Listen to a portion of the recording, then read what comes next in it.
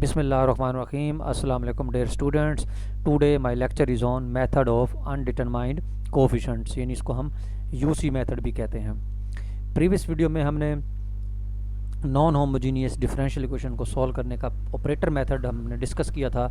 उसमें हमने, क्योंकि नॉन होमोजीनियस डिफरेंशियल इक्वेशन जब होती है हमारे पास, तो उसके जो दो सॉल्यूशंस होते हैं, एक उसका होता है वाई सी जिसे हम कम्प्लीमेंट्री सॉल्यूशन कहते हैं, और एक हमारे पास होता है वाई पी जिसको हम पर्टिकुलर इंटीग्रल कहते हैं। तो प्रीवियस वीडियोस में हमने पर्टिकुलर इंटीग्रल्स फाइंड करने के मुख्तलिफ केसेस को डिस्कस किया था, तो वो हमारे पास ऑपरेटर मेथड्स थे। तो हमारे पास नेक्स्ट मेथड जो है वो यूसी मेथड यानी method of undetermined coefficient method है। तो the method of undetermined coefficient is also the general method for finding the particular integral of the nth order non homogeneous linear differential equation. यानी आपके पास कोई भी non homogeneous linear differential equation होगी, उसमें आपके पास जो इस डिफरेंशियल इक्वेशन का पर्टिकुलर सोल्यूशन यानी पर्टिकुलर इंटीग्रल कैलकुलेट करना है हमने, तो उसके लिए हमारे पास ये यूजी मेथड यूज़ करेंगे। उसके लिए आपको ये टेबल जो है ये याद करनी पड़ेगी। यानी इसमें टेबल को हम डिस्कस करेंगे कि अगर आपके पास क्यू एक्स जो है, अगर वो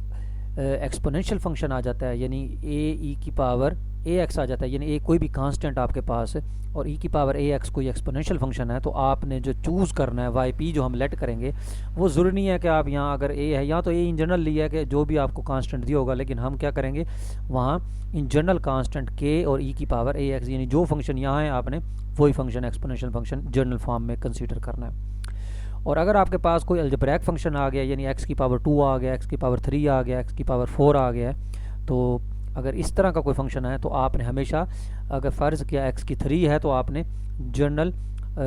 ऑर्डर 3 का यानी डिग्री 3 का पोलिनोमियल कंसीडर कर लेना है। और अगर x स्क्वायर की फॉर्म में आ जाता है तो आपने जर्नल जो है क्वाड्रेटिक फंक्शंस कंसीडर कर लेना है। तो इसलिए वो कह रहे हैं अगर a x की पावर n आ जाता है तो आपने हमेशा क्या करना है, के एन एक्स की power n plus k n minus one x की power n minus one plus and so on k not, यानी इस तरह का वाई पी कंसीडर करना है। अगर आपके पास कोई भी ट्रिग्नोमेट्री फंक्शन आ जाता है, यानी कोसाइन बी एक्स आ जाए या साइन बी एक्स आ जाए, तो आपने हमेशा दोनों केसेस में k one cosine b x plus k two sine b x consider करना है वाई पी। फिर उसके बाद अगर आपके पास किसी भी ट्रिग्नोमेट्री फंक्शन के साथ एक्सपोनेंशियल फंक्शन मल्टीप्लाई हो जाए, तो इसमें दोनों केस क्योंकि इकट्ठे हो जाएंगे, तो ई की power a x into k one cosine b x plus k two sine b x हम लेट करेंगे वाई पी, अगर आपके पास क्यू एक्स जो है इस फॉर्म का आ जाए। और उसी तरीके से अगर आपके पास एक्सपोनेंशियल फंक्शन किसी अलजेब्रैक फंक्शन के साथ आ जाए, यानी पोलिनोमियल के साथ आ जाए एक्स की पावर एन के साथ, तो एक्स की पावर एन और ई की पावर ए एक्स वाला जो केस है दोनों इकट्ठा कर देंगे, तो एक्स की पावर एन वाला जो आपके पास है वो k n x n plus k n minus one x n minus one plus and so on k naught तक पोलिनोमियल, और ई की पावर ए एक्स जो मल्टीप्लाई हो रहा है तो वो ई की power a x as it is रहेगा।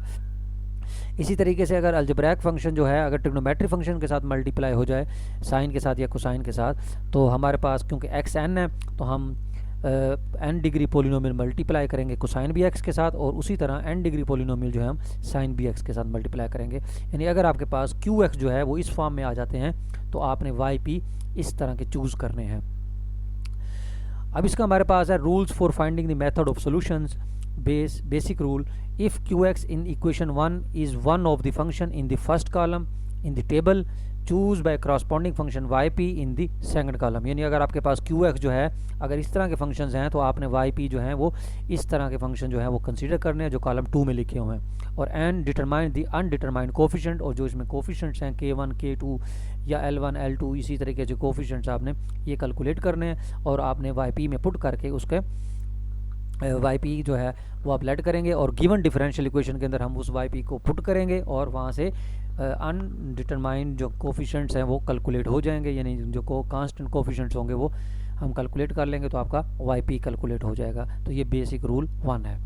उसके बाद मॉडिफाइड रूल आपके पास है, वो कहता है if the term in the choice for y p happens to be in the complementary function, यानी वो कह रहे हैं जब आप वाई पी लेट करेंगे तो अगर उसमें आपने देखना है कि जो फंक्शंस हैं अगर वो कम्प्लीमेंट्री फंक्शंस के अंदर या कम्प्लीमेंट्री सोल्यूशन के अंदर अगर वो मौजूद हैं, तो देन आपने मल्टीप्लाई करना है वाई पी को किससे, एक्स से।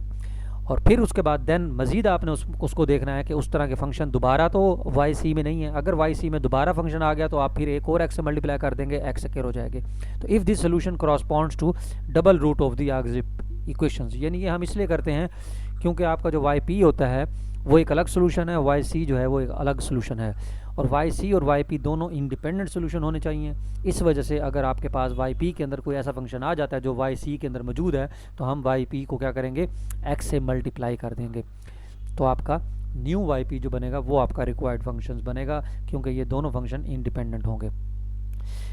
Sum rule, if qx is the sum of several function in the first column then choose for yp the sum of the function of the second column। यानी अगर आपके पास मुख्तलिफ function आ जाते हैं,